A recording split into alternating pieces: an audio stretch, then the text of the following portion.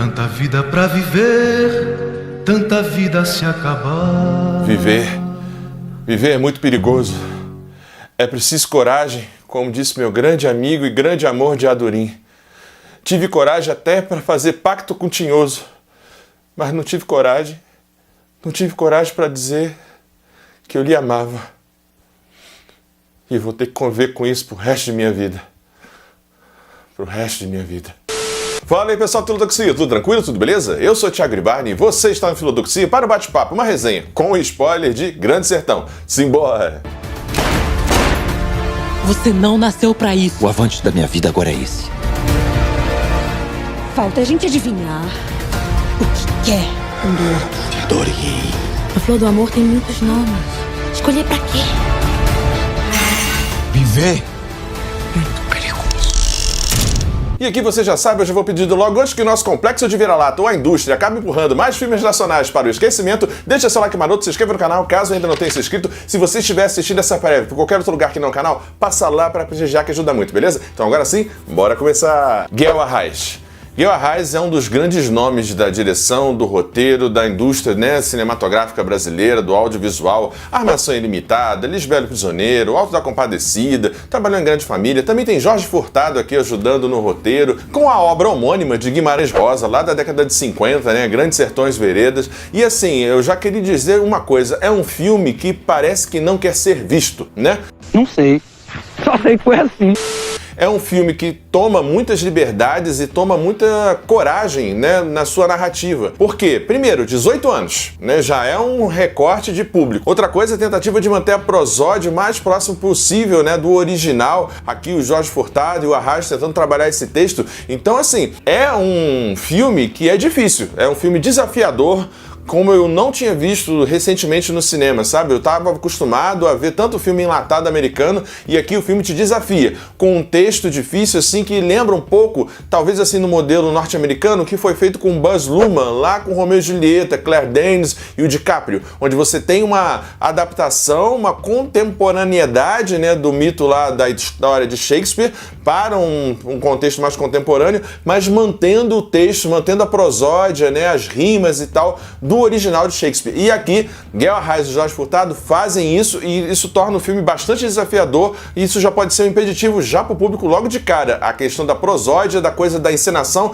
e desse futuro distópico que é próximo e distante ao mesmo tempo, então isso já é o primeiro desafio. Bom, sobre as questões técnicas de atuação e tudo mais, vou falar mais adiante, mas é que o filme, assim como a obra de Guimarães, palpita por um...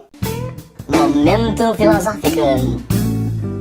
Já vamos começar logo com o momento filosófico. Eu quero já aqui começar a trazer Judith Butler. Sim, Judith Butler, a questão de gênero, Você tem aqui Riobaldo e Diadorim nesse amor homoerótico, Diadorim sendo esse homem trans, O filme aqui, junto com o roteiro, ele traz uma cena que não tem no livro, que é a questão de Diadorim ganhar, de seu pai ali um vestido e ela recusar, Ela achar que a macheza também pode ter, não precisa ser só esse jeito, O jeito do masculino para macheza. Então fica bem assim para mim evidente aqui essa adaptação no sentido de trazer uma Diadorim como um homem trans, que se identifica como homem, mas que estabelece ali um amor com o Riobaldo e um amor ali que é fluido, assim como Diadorim. Diadorim acho que tem uma coisa interessante nesse filme, que é essa potência a mais, Não fica só como um objeto na figura ali do Riobaldo, com ele contando como é Diadorim. Acho que dá para chamar aqui a grande Maria Bethânia para falar um pouquinho de como o Riobaldo via Diadorim. Dá só uma olhada nessa leitura da Maria Bethânia, magnífica, olha só. Primeiro fiquei sabendo que gostava de Diadorim, de amor mesmo, mal encoberto em amizade. Foi de repente que aquilo se esclareceu, falei comigo, não tive assombro, não achei ruim, não me reprovei na hora, melhor a lembro. O nome Diadorim, que eu tinha falado, permaneceu em mim. Me abracei com ele, mel se sente a todo lambente. É uma história de amor, assim, bastante disruptiva, Não é só homoerótica, Ela é extremamente original no contexto ali do modernismo, que traz uma ideia desses jagunços / cangaceiros ali, início do século XX, que tem questões existencialistas, Riobaldo é um sujeito com crises existencialistas, com questões metafísicas, como diz o próprio Guimarães. Guimarães, ele deu uma entrevista para um crítico alemão que tem aqui no YouTube. Olha só um trechinho. Und ist das nun ein Roman, der diesen Staat schildert, oder ist das nur eigentlich ein symbolischer Titel? É combinado. Tem um fundo telúrico, real, e aí passa-se uma história com transcendência, que visando até o metafísico. Seria quase uma espécie de um Fausto sertanejo. Interessante pensar isso, como que lá em 56 você já tem um texto que é um clássico, que se fosse americano, europeu, Guimarães Rosa seria um Shakespeare, e aqui Grandes Sertões Veredas também seria algo análogo aí ao Romeu e Julieta e tal. Mas é interessante pensar essa obra numa perspectiva homoerótica, homoafetiva, disruptiva e eventualmente até já antecipando questões de gênero, que não é uma coisa assim meio Mulan, sabe? De que Diadorim decide se travestir de homem para poder sobreviver ou lutar e tudo mais. Não. O Diadorim, eu acho que é o personagem que a gente mais mexeu, né? Porque o Diadorim, ele é um nebuloso, um personagem muito nebuloso no livro. Você não sabe quem é, porque o Riobaldo não sabe direito quem é. Então a gente realmente inventou algumas coisas do Diadorim que não tem no livro. O resto está no livro. Então a gente recriou um Diadorim que é, na verdade, uma mulher que luta contra os estereótipos femininos, né? Assim, a mulher não pode ir para a guerra. O pai dela disse, eu posso. E ela é uma guerreira, ela é a guerreira mais valente, ela que mata o mal absoluto. Não, né? É a natureza dela, é a identidade de gênero dela e etc.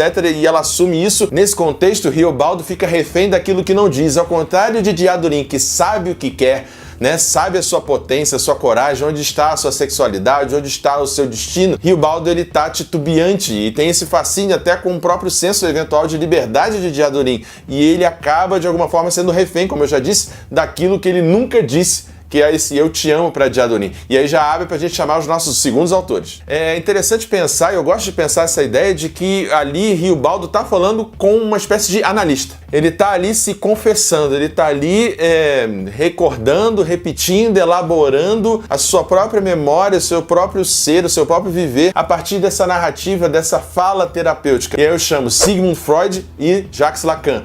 Sobretudo para falar dessa ideia do não dito, né? Nessa perspectiva do não dito, né? O Freud tem a ideia do seguinte, que o homem é escravo do que fala e senhor do que cala. Só que aí vem um Lacan e coloca uma outra camada, né? Uma outra pitada em cima disso. Que aquilo que não é dito, aquilo que não dizemos, aquilo que o sujeito na terapia não fala, o sujeito grita por todos os seus poros. Olha que poderoso isso. Lembra aquela famosa canção, né? Só uma palavra me devora, aquela que meu coração não diz. Aquilo que a gente não assume, que você não assume, que eu não digo, que você não diz, é justamente isso que é o coração da terapia, justamente isso que é o coração daquilo que deve ser trabalhado, elaborado, repensado, trazido para análise, né? O silenciado, o não dito. E Lacan, com essa ideia de que a gente grita o não dito por todos os poros, me lembra muito Riobaldo com Diadorim, né?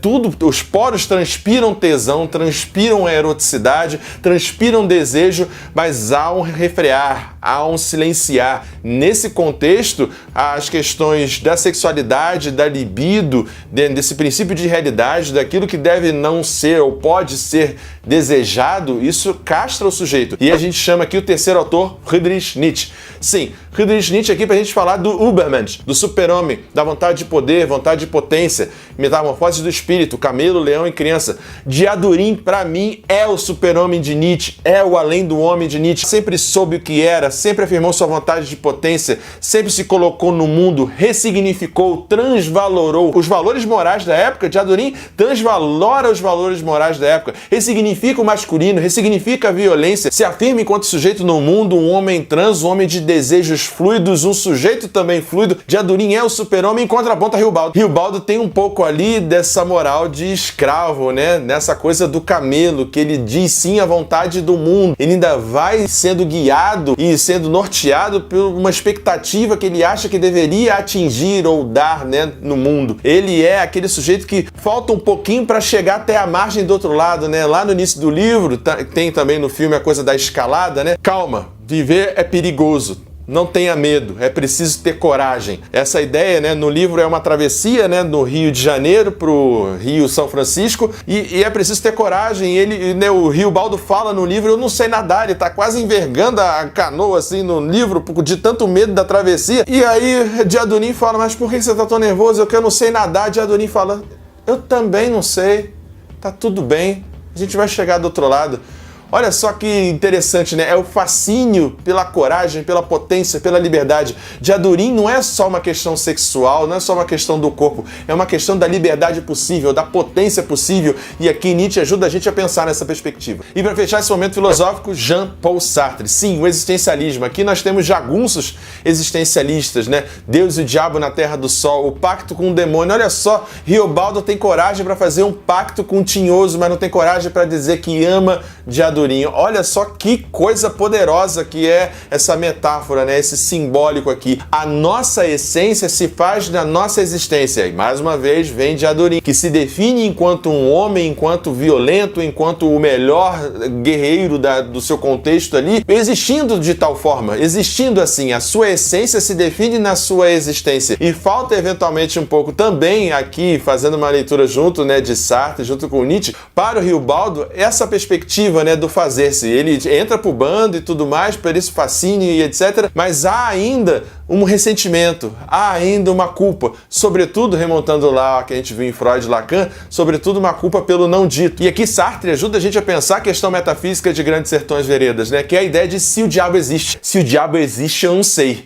O que eu sei é que existe o avesso do homem. Tudo aquilo que a gente faz, né? Tudo aquilo que a gente faz é o avesso. Quase que numa perspectiva agostiniana, né? Não existe o mal, mas sim o não bem. A má orientação do livre-arbítrio humano, a má orientação da vontade humana que traz o mal moral para o mundo. Nessa perspectiva existencialista de Jean-Paul Sartre, não é cabível que haja um Deus criador, porque se há um Deus criador, há um doador de sentido. E se há um doador de sentido, nós não somos propriamente livres. Então não existe Deus, não existe demônio, só existe o homem com suas vontades e desejos e a gente tendo que lidar com as nossas culpas, ressentimentos, consequências desses nossos desejos, dessas nossas questões. Então é bem interessante pensar aqui Grandes Sertões a partir dessa miríade aqui de pensadores, mas bora lá voltar para a crítica. Bom, acho que já me estendi pra caramba, mas vamos falar aí dessas questões técnicas. Em termos técnicos, assim, de roteiro, de direção, o filme, pra mim, ele é muito efetivo. Eu tenho algumas questões com relação à montagem, porque o material base é um pouco assim, né? Eu achei que o cinema poderia resolver um pouco, mas não ficou muito legal,